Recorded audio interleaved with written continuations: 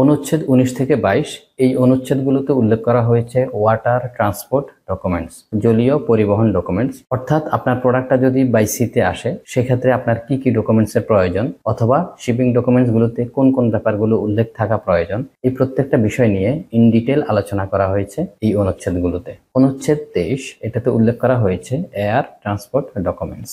যদি আপনার পণ্যটা বাই এয়ারে শিপমেন্ট হয় তাহলে কিভাবে শিপমেন্ট হবে, অথবা এই শিপিং ডকুমেন্টসগুলোতে কোন কোন ব্যাপারগুলো উল্লেখ থাকবে, আপনি কোন ধরনের ফ্রেট ফরওয়ার্ডার অথবা কোন ধরনের কার্গোতে আপনার পণ্যটা শিপমেন্ট করাচ্ছেন, এই প্রত্যেকটা বিষয় নিয়ে ইন ডিটেল আলোচনা করা হয়েছে এই অনুচ্ছেদটাতে। অনুচ্ছেদ 24 এই অনুচ্ছেদটাতে মূলত আলোচনা করা হয়েছে রোড, রেল এবং ইনল্যান্ড ওয়াটারওয়ে নিয়ে। যে আপনার যখন বাই রোডে অথবা বাই রেলে অথবা আপনি যখন নিজ দেশের ভিতরে ইনল্যান্ড ওয়াটারওয়েতে কাজ করবেন সেক্ষেত্রে আপনার ডকুমেন্টসগুলো কেমন হবে, অথবা কোন কোন পদ্ধতিতে আপনাকে কাজ করতে হবে, এসব নিয়ে বিস্তারিত আলোচনা করা হয়েছে।